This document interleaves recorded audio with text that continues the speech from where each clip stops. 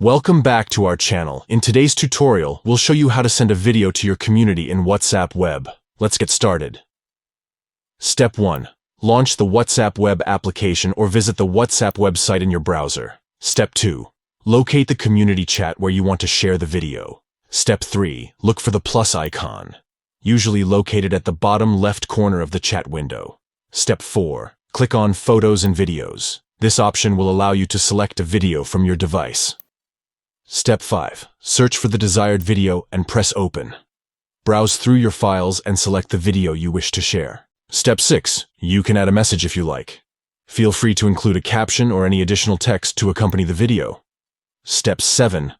Press Send. Finally, click on the Send button to share the video with your community. And that's it. You've successfully sent a video to your community in WhatsApp Web.